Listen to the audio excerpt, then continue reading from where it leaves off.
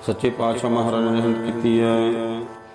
अमृत वेला सच नाओ वडियाई विचार, अमृत वेले दी वडियाइयां सरवण कर रहे हो।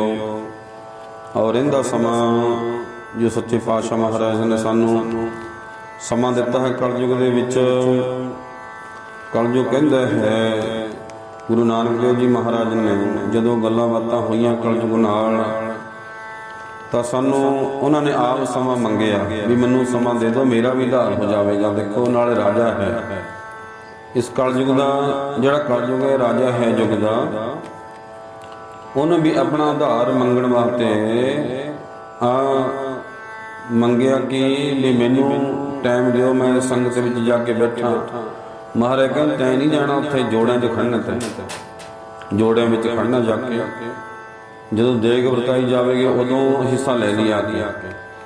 ਇਸ ਕਰਕੇ ਭਾਈ ਆਪ ਧੰਨ ਧੰਨ ਜੋਗ ਸੱਚੇ ਪਾਤਸ਼ਾਹ ਮਹਾਰਾਜ ਨੇ ਸਾਨੂੰ ਉਹਨਾਂ ਨੂੰ ਕਲਯੁਗ ਨੂੰ ਹੁਕਮ ਲਾਇਆ ਵੀ ਤੈਂ ਅੰਦਰ ਨਹੀਂ ਆਉਣਾ ਹੈ। ਜਦੋਂ ਸਾਡੇ ਸਿੱਖ ਸਾਡੀ ਸੰਗਤ ਕਥਾ ਸੁਣਦੀ ਹੋਵੇਗੀ, ਬਾਣੀ ਪੜ੍ਹਦੀ ਹੋਵੇਗੀ, ਜਦੋਂ ਅੰਦਰ ਵਿਸਰ ਜਾਵੇ ਨਾਮ ਉਦੋਂ ਹੀ ਆ ਜਾਂਦਾ ਹੈ। ਉਹਨਾਂ ਦਾ ਬਚਨ ਵਾਸਤੇ ਸਾਨੂੰ ਸਾਧਨ ਦਿੱਤਾ ਹੈ ਮਹਾਰਾਜ ਨੇ, ਗੁਰਬਾਣੀ ਦਿੱਤੀ ਹੈ, ਸੇਵਾ ਦਿੱਤੀ ਹੈ, ਪਿਆਰ ਨੂੰ ਸਰਵਣ ਕਰੀਏ।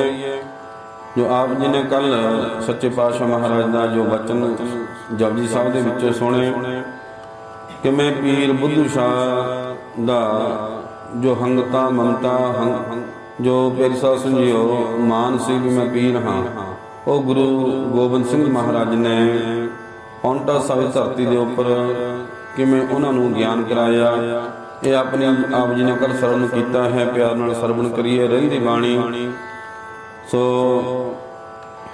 ਕਥਨਾ ਕਥੀ ਨਾ ਆਵੇ ਟੋਟ, ਇੱਥੋਂ ਆਪਣੇ ਸਮਾਪਤੀ ਕੀਤੀ ਸੀ ਕੱਲ, ਇੱਥੋਂ ਹੀ ਆਰੰਭ ਕਰਾਂਗੇ। ਪਿਆਰ ਨਾਲ ਆਖੋ ਸਤਨਾਮ ਸ੍ਰੀ ਵਾਹਿਗੁਰੂ, ਸਤਨਾਮ ਸ੍ਰੀ। ਕਥਨਾ ਕਥੀ ਨਾ ਆਵੇ ਟੋਟ, ਕਥ ਕਥ ਕਥੀ ਕੋਟੀ ਕੋਟ ਕੋਟ। ਸਿੱਧਾ ਨੇ ਕਿਹਾ ਕਿ ਉਸ ਦੀ ਕਥਾ ਕਿੰਨੀ ਕੁ ਹੈ। ਉੱਤਰ ਵਿੱਚ ਮਹਾਰਾਜ ਕਹਿੰਦੇ ਉਹਦੀ ਕਥਾ ਬੇਅੰਤ ਹੈ, ਬੇਅੰਤ ਹੈ। ਉਹਦੀ ਕਥਾ ਕਰਨ ਕਰਦਿਆਂ ਕਥਨ ਕਰਦਿਆਂ ਹੁੰਦਿਆਂ ਅੰਤ ਨਹੀਂ ਆਉਂਦਾ। ਕਰੋੜਾਂ ਨੇ ਔਰ ਪਿਆਰੀ ਸਾਹਿਬ ਕਰੋੜਾਂ ਨੇ ਕਵਿਤਾ ਹੋ ਕੇ ਕੁਟਾਨ ਕੋਟ ਬੇਰੀ ਉਸ ਦੀ ਕਥਾ ਨੂੰ ਕਥਨ ਕੀਤਾ ਹੈ। ਕਿੰਨੀ ਵਾਰੀ ਕਈ ਸਾਧ ਸੁਣਿਓ ਅੰਤੇ ਨਹੀਂ ਕੋਈ। ਦੁਨੀਆ ਵਿੱਚ ਕਿੰਨੇ ਵਿਦਵਾਨ ਹੋਏ ਨੇ, ਕਿੱਡੇ ਕਿੱਡੇ ਯੋਧੇ ਹੋਏ ਨੇ, ਸਾਰਿਆਂ ਨੇ ਬੇਅੰਤ ਬੇਅੰਤ ਕਹਿ ਕੇ ਹੱਥ ਖੜੇ ਕਰ ਦਿੱਤੇ ਵੀ ਉਹਦਾ ਅੰਤ ਨਹੀਂ ਪਾ ਸਕਦਾ ਕੋਈ ਵੀ। ਕਿਸੇ ਨੇ ਵੀ ਉਸ ਦਾ ਅੰਤ ਨਹੀਂ ਪਾਇਆ। ਤਿੰਨ ਕਾਲ ਲਗਾਓ ਕੇ ਪਿੱਛੇ ਵੀ ਕਰੋੜਾਂ ਨੇ ਉਸ ਦੀ ਕਥਾ ਨੂੰ ਸੁਣਿਆ ਹੋਵੇਗਾ, ਹੁਣ ਵੀ ਕਰੋੜਾਂ ਨੇ ਉਸ ਦੀ ਕਥਾ ਨੂੰ ਕਥਿਆ ਹੋਵੇਗਾ। ਅੱਗੇ ਤੋਂ ਵੀ ਤੇਰੀ ਸਾਧ ਸੰਗਤ ਕਥਾ ਕਰ ਰਹੇ ਨੇ, ਥਾਂ ਥਾਂ ਕਥਾ ਹੋ ਰਹੀ ਹੈ, ਪਰ ਜੋ ਉਹਦਾ ਅੰਤ ਹੈ ਉਹ ਨਹੀਂ ਪਾ ਸਕਦਾ। ਦਿੰਦਾ ਦੇ ਲੈਂਦੇ ਥੱਕ ਪਾਏ, ਜੁਗਾ ਜੁਗੰਤਰ ਖਾਹੀ ਖਾਏ। ਫਿਰ ਸਿੱਧਾ ਨੇ ਕਹਿ ਕੇ ਆਪ ਜੀ ਨੇ ਜਿਸ ਪਰਮਾਤਮਾ ਦੀ ਕਥਾ ਕਥ ਕਹੀ ਹੈ ਉਹ ਜੀਵਾਂ ਨੂੰ ਪਦਾਰਥ ਦਿੰਦਾ ਹੋਇਆ ਥੱਕ ਜਾਂਦਾ ਹੋਵੇਗਾ। ਇਹ ਸਿੱਧ ਪਰਬਤ ਤੇ ਮੇਰੀ ਸਾਧ ਸੰਗਿਓ ਸਵਾਲ ਕਰ ਰਹੇ ਨੇ ਮਹਾਰਾਜ ਨੂੰ ਸਵਾਲ ਕਰ ਰਹੇ ਨੇ ਵੀ ਜਿਹੜੇ ਉਹ ਪਰਮਾਤਮਾ ਹੈ ਉਹ ਥੱਕਦਾ ਹੋਵੇਗਾ, ਚੀਜ਼ਾਂ ਦਿੰਦਾ। ਮਹਾਰਾਜ ਕਹਿੰਦੇ ਨਹੀਂ ਭਾਈ ਜੋਗੀਓ, ਇਹ ਸਿੱਧੋ ਦਿੰਦਾ ਦੇ ਲੈਂਦੇ ਥੱਕ ਪਾਏ। ਕਹਿੰਦੇ ਉਹ ਦੇਣ ਵਾਲਾ ਨਹੀਂ ਥੱਕਦਾ ਹੈ, ਲੈਣ ਵਾਲਾ ਥੱਕ ਜਾਂਦਾ ਹੈ। ਕੀ ਥੱਕਣਾ ਹੈ? ਬਚਪਨ ਤੋਂ ਲੈ ਕੇ ਮੇਰੀ ਸਾਧ ਸੰਗਿਓ ਜਦੋਂ ਵੀ ਜੰਮਣ ਘੁੱਟੀ ਪਲਾਤ ਦੇ ਬੱਚੇ ਨੂੰ ਬਸ ਐਸੀ ਤ੍ਰਿਸ਼ਨਾ ਬੁੱਝੀ, ਐਸੀ ਤ੍ਰਿਸ਼ਨਾ ਲੱਗੀ ਮੇਰੀ ਸਾਧ ਸੰਗਿਓ, ਐਸੀ ਭੁੱਖ ਲੱਗੀ ਵੀ ਉਹ ਮਰਨ ਤੱਕ ਮੇਰੀ ਸਾਧ ਸੰਗਿਓ ਬਸ ਭੁੱਖਾ ਪੁਕਾਰੀ ਗਿਆ, ਮੈਨੂੰ ਆਹ ਦੇ ਦਿਓ, ਆਹ ਦੇ ਦਿਓ। ਥੱਕ ਕੇ ਸਰੀਰ ਛੱਡ ਕੇ ਚਲਾ ਗਿਆ। ਦਿੰਦਾ ਦੇ ਲੈਂਦੇ ਥੱਕ ਪਾਏ, जुगा जुगंतर खाही खाए, जुगा जुगंतरां तो दुनिया खा रही है। इस करके महाराज अगे कह रहे ने, फिर सिद्धा ने कहा कि जी सुतंत्र है या पतंत्र है। महाराज कहते हुक्म ही हुक्म चलाए राह। परमेश्वर अपने अनुसार ਜੀਵਾਂ ਨੂੰ ਆਪੋ ਆਪਣੇ ਕਰਮਾਂ ਦਾ ਅਰ ਧਰਮਾਂ ਦਾ ਰਸਤਿਆਂ ਵਿੱਚ ਚਲਾਉਂਦਾ ਹੈ। ਉਹ ਉਹਨਾਂ ਦੇ ਕਰਮ ਨੇ, ਕਿਵੇਂ ਕਰਮ ਕਰੇ ਹੋਏ ਨੇ ਉਹ ਸੱਚੇ ਪਾਤਸ਼ਾਹ ਆਪੇ ਜਾਣਦਾ ਹੈ। ਕੋਈ ਬੋਲੇ ਰਾਮ ਰਾਮ, ਕੋਈ ਗੁਦਾਏ, ਕੋਈ ਸੇਵਾ ਗੁਸਾਈਆਂ, ਕੋਈ ਅਲਾਏ। ਕਰਨ ਕਾਰਨ ਕਰੀਮ, ਕਿਰਪਾ ਧਾਰ ਰਹੀਮ। ਕੋਈ ਨਹਾਵੇ ਤੀਰਥ, ਕੋਈ ਹਜ ਜਾਏ। ਕੋਈ ਕਰੇ ਪੂਜਾ, ਕੋਈ ਸਿਰ ਨਵਾਏ। देखो कितनी दुनिया है, कोई सिर नवाउंदा है, कोई तीर्थां ते जांदा है, कोई अल्लाह अल्लाह करदा है, कोई राम राम करदा है, कोई खुदाई करदा है। पर रस्ता एक ही है, पहुंचना उत्थे ही है जिथे फिर साथ सुनियो ਆਪਾਂ ਨੇ जाना है। ਅੱਗੇ ਮਹਾਰਾਜ ਕਹਿੰਦੇ ਨੇ, ਇਸ ਕਰਕੇ ਸਾਰੇ ਜੀਵ ਸੁਤੰਤਰ ਹਨ, ਕੋਈ ਵੀ ਸੁਤੰਤਰ ਨਹੀਂ ਹਨ। ਨਾਨਕ ਵਿਗਸੈ ਬੇਪਰਵਾਹ। गुरु जी कथन करते हैं, वो बेप्रवाह परमात्मा अपनी संसारी बाजी ਨੂੰ देख रहा है, प्रसन्न हो रहा है। जिस तरह बालक अपनी लीला ਨੂੰ देख के आप ही प्रसन्न होंगे हैं। छोटे छोटे बच्चे देखो तुसीं खेडते, महात्मा बुद्ध सामने बैठे ने, बच्चे खेड रहे हैं, जोटियां पा के घूम रहे हैं। सामने दरख्त है, दरख्त पेरी सास ਨੂੰ ਜਦੋਂ ਉਹਦਾ ਪੱਤਾ ਗਿਰਿਆ, ਉਹਨੇ ਮਹਾਤਮਾ ਬੁੱਧ ਦੇਖਦਾ ਹੈ ਵੀ ਇਹ ਪੱਤਾ ਕਿਵੇਂ ਟੁੱਟਿਆ ਹੈ। ਕਹਿੰਦੇ ਪੀਲਾ ਹੋ ਗਿਆ ਹੈ। ਆ ਪੀਲਾ ਰੰਗ ਜਦੋਂ ਬੰਦਾ ਜਾਂਦਾ ਦੁਨੀਆ ਵਿੱਚ, ਸਰੀਰ ਵੀ ਪੀਲਾ ਹੋ ਜਾਂਦਾ। ਉਹਨੂੰ ਸਤਨਾਮ ਸ੍ਰੀ, ਕਿਉਂ ਖੂਨ ਖਤਮ ਹੋ ਜਾਂਦਾ ਹੈ। ਚੌਥੀ ਪੌੜੀ ਵਿੱਚ ਪ੍ਰਸ਼ਨ ਕਰ ਰਹੇ ਨੇ ਸਿੱਧ। ਸਿੱਧਾ ਨੇ ਕਿਹਾ ਕਿ ਜਿਸ ਪਰਮਾਤਮਾ ਦੀ ਅਕਤ ਕਥਾ ਆਪ ਪਰਮੇਸ਼ਰ ਸਾਰਿਆਂ ਨੂੰ ਖਾਣ ਪਾਣ ਪਹਿਨਾਣ ਦਿੰਦਾ ਹੋਇਆ ਅੰਨ ਥੱਕ ਹੈ, ਉਹ ਸਾਹਿਬ ਕੈਸਾ ਹੈ, ਉਸਦੀ ਕੈਸੀ ਹੈ ਤੇਰੀ ਸੱਸ ਜੀ। ਉਹ ਕੈਸਾ ਹੈ, ਕਿਵੇਂ ਰਹਿੰਦਾ ਹੈ, ਕਿੱਥੇ ਰਹਿੰਦਾ ਹੈ, ਉਸਦਾ ਨਾਮ ਕੈਸਾ ਹੈ। ਮਹਾਰਾਜ ਕਹਿੰਦੇ, ਭਾਈ ਸਿੰਘੋ ਸਾਚਾ ਸਾਹਿਬ ਸਾਚ ਨਾਏ। ਉਹ ਸਾਹਿਬ ਪਰਮਾਤਮਾ ਆਪ ਸੱਚਾ ਹੈ, ਉਸਦੀ ਸਾਹਿਬੀ ਵੀ ਸੱਚੀ ਹੈ, ਉਹਦਾ ਨਾਮ ਵੀ ਸੱਚਾ ਹੈ। ਸੱਜਣ ਸੱਚਾ ਪਾਤਸ਼ਾਹ। ਆਪਾਂ ਪੜ੍ਹਦੇ ਹਾਂ ਨਾ ਰੋਜ਼, ਸਿਰ ਸਾਹਾਂ ਦੇ ਸਾਹੋ ਜਿਸ ਪਾਸ ਬੈਠਿਆ ਸੋਈਐ, ਸਭਨਾ ਦਾ ਵਿਸਾਹੋ। ਜਿਹਦੇ ਕੋਲ ਬੈਠੇ ਆ ਆਪਾਂ, ਦੇਖੋ ਖੜੇ ਤਾਂ ਨਹੀਂ ਕਿਹਾ ਮਹਾਰਾਜ ਨੇ, ਜਿਹਦੇ ਕੋਲ ਖੜੇ ਆ ਮਹਾਰਾਜ ਜਿਹਦੇ ਕੋਲ ਬੈਠੇ ਆ ਭਾਈ, ਉਹੀ ਸਾਰਾ ਕੁਝ ਚਲਾ ਰਿਹਾ ਹੈ ਦੁਨੀਆ ਨੂੰ। ਬੋਲੋ ਸਤਨਾਮ ਸ੍ਰੀ, ਉਹੀ ਚਲਾ ਰਿਹਾ ਹੈ। ਜਿਹਦੇ ਕੋਲ ਬੈਠੇ ਆ ਆਪਾਂ, ਸੱਚੇ ਗੁਰੂ ਗ੍ਰੰਥ ਸਾਹਿਬ ਮਹਾਰਾਜ ਕੋਲ ਬੈਠੇ ਆ ਭਾਈ, ਗੁਰੂ ਦੀ ਗੱਲ ਸੁਣ ਰਹੇ ਆ, ਜੋ ਰੱਬੀ ਬਾਣੀ ਸਾਨੂੰ ਸੱਚੇ ਪਾਤਸ਼ਾਹ ਮਹਾਰਾਜ ਨੇ ਭੇਜੀ ਹੈ। ਸਤਿਗੁਰ ਸੱਚਾ ਪਾਤਸ਼ਾਹ, ਕੂੜੇ ਪਾਤਸ਼ਾਹ ਦੁਨੀਆ ਆਵੇ। ਭਾਈ ਗੁਰਦਾਸ ਜੀ ਵੀ ਕਹਿ ਰਹੇ ਨੇ ਵੀ ਸੱਚੇ ਪਾਤਸ਼ਾਹ ਜਿਹੜਾ ਉਹ ਪਾਤਸ਼ਾਹ ਹੈ, ਜਿਹੜੇ ਹੋਰ ਪਾਤਸ਼ਾਹ ਨੇ ਉਹ ਕੂੜੇ ਨੇ, ਉਹ ਦੁਨੀਆ 'ਚ ਆਉਂਦੇ ਤੇ ਜਾਂਦੇ ਨੇ।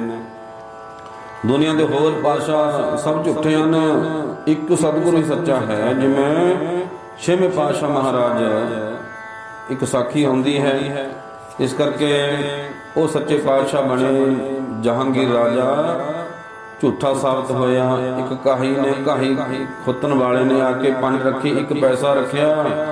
ਕਹਿੰਦੇ ਸੱਚੇ ਪਾਤਸ਼ਾਹ, ਕਹਿੰਦੇ ਕੀ ਚਾਹੀਦਾ ਹੈ, ਦੱਸੋ ਕੀ ਚਾਹੀਦਾ। ਕਹਿੰਦੇ ਮੇਰੀ ਮੁਕਤੀ ਕਰ ਦਿਓ। ਹੁਣ ਉਹ ਕਹਿੰਦੇ ਪੈਸੇ ਲੈ ਲਾ, ਮੋਹਰਾ ਲੈ ਲਾ, ਜ਼ਮੀਨ ਲੈ ਲਾ, ਮੁਕਤੀ ਨਹੀਂ ਮੈਂ ਪਾ ਸਕਦਾ।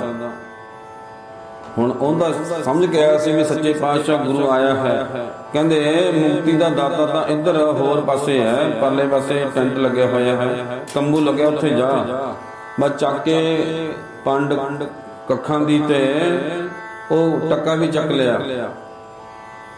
ਜਾ ਕੇ ਛੇਵੇਂ ਪਾਤਸ਼ਾਹ ਮਹਾਰਾਜ ਨੂੰ ਮੱਥਾ ਟੇਕਿਆ ਵੀ ਸੱਚੇ ਪਾਤਸ਼ਾਹ, ਕਹਿੰਦੇ ਮੰਗਲਾ ਸਿੱਖਾ ਕੀ ਮੰਗਣਾ ਹੈ। ਕਹਿੰਦੇ ਮੁਕਤੀ ਕਰ ਦਿਓ। ਬੋਲੋ ਸਤਨਾਮ ਸ੍ਰੀ। ਬਸ ਮੁਕਤੀ ਮੰਗੀ ਹੈ, ਪੈਸਾ ਨਹੀਂ ਮੰਗਿਆ।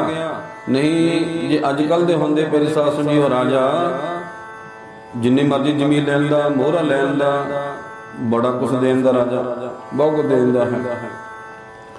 ਇਸ ਕਰਕੇ ਭਾਈ ਗੁਰਦਾਸ ਜੀ ਕਹਿ ਰਹੇ ਨੇ, ਕਹਿੰਦੇ ਨੇ ਸ੍ਰੀ ਹਰਗੋਬਿੰਦ ਸੁਨਤ ਬਖਾਨਾ, ਸਿਰਜਨਹਾਰ ਏਕ ਹਮ ਜਾਨਾ, ਇਕ ਸਮ ਪਹੁੰਚੋ ਤਤ ਤੇ ਬਨੇ, ਇੰਦਰੀਆ ਦੇਹ ਇਕ ਸਮ ਸਨੇ, ਕਰਨਹਾਰ ਕੋ ਸਿਮਰੈ ਸੋ ਜੋਏ, ਸਭ ਤੇ ਦੀਰਘ ਜਾਨੋ ਸੋਏ। ਇਸ ਵੇਲੇ ਸ੍ਰੀ ਗੁਰੂ ਨਾਨਕ ਦੇਵ ਜੀ ਮੱਕੇ ਗਏ ਤਾਂ ਹਾਜੀਆਂ ਨੇ ਇਹ ਪੁੱਛਿਆ ਸੀ ਕਿ ਸੰਸਾਰ ਵਿੱਚ ਕੌਣ ਵੱਡਾ ਹੈ, ਹਿੰਦੂ ਵੱਡਾ ਜਾਂ ਮੁਸਲਮਾਨ। ਉਸ ਵੇਲੇ ਗੁਰੂ ਨਾਨਕ ਦੇਵ ਜੀ ਮਹਾਰਾਜ ਜੀ ਨੇ ਕਿਹਾ ਸੀ, ਭਾਈ ਗੁਰਦਾਸ ਜੀ ਇੱਥੇ ਕਹਿ ਰਹੇ ਹਨ, ਉਹ ਕੀ ਕਹਿ ਰਹੇ ਨੇ, ਪੁੱਛਣ ਗੱਲ ਈਮਾਨ ਦੀ, ਕਾਜੀ ਮੁੱਲਾ ਇਕੱਠੇ ਹੋਈ, ਵੱਡਾ ਸਾਂਗ ਵਰਤਾਇਆ, ਲਖ ਨਾ ਸਕੇ ਕੁਦਰਤ ਕੋਈ, ਪੁੱਛਣ ਖੋਲ ਕਿਤਾਬ ਨੂੰ। ਹੁਣ ਕਿਹੜੀ ਕਿਤਾਬ ਸੀ ਉਹ? ਆਹ ਕਿਤਾਬ ਸੀ ਜਿਹੜੀ ਆਪਾਂ ਹੁਣ ਸੁਣ ਰਹੇ ਹਾਂ, ਜਪਜੀ ਸਾਹਿਬ ਮਹਾਰਾਜ ਦੇ ਕੋਲ ਸੀ। ਦੇਖੋ, ਪੁੱਛਣ ਖੋਲ ਕਿਤਾਬ ਨੂੰ, ਹਿੰਦੂ ਵੱਡਾ ਕਿ ਮੁਸਲਮਾਨ ਹੋਈ। ਇਹ ਆਪਣੀ ਕਿਤਾਬ ਨੂੰ ਆਪਣੇ ਮੁਸਲਮਾਨ ਧਰਮ ਵਿੱਚ ਉਹਨਾਂ ਨੇ ਕਿਤਾਬ ਖੋਲੀ, ਉਹ ਪੁੱਛ ਰਹੇ ਨੇ ਕਿ ਵੀ ਮੁਸਲਮਾਨ ਵੱਡਾ ਜਾਂ ਹਿੰਦੂ। ਬਾਬਾ ਆਖੇ ਹਾਜੀਆਂ ਸਭ ਅਮਲਾ ਬਾਝੋ ਦੋਨੋਂ ਰੋਈ। ਬਾਬਾ ਕਹਿੰਦਾ ਹੈ ਗੁਰੂ ਨਾਨਕ ਦੇਵ ਜੀ ਮਹਾਰਾਜ, ਕਹਿੰਦੇ ਇਹ ਹਾਜੀਓ ਸੁਣੋ ਗੱਲ ਕਿ ਸਭ ਅਮਲਾ ਬਾਝੋ ਦੋਨੋਂ ਰੋਈ।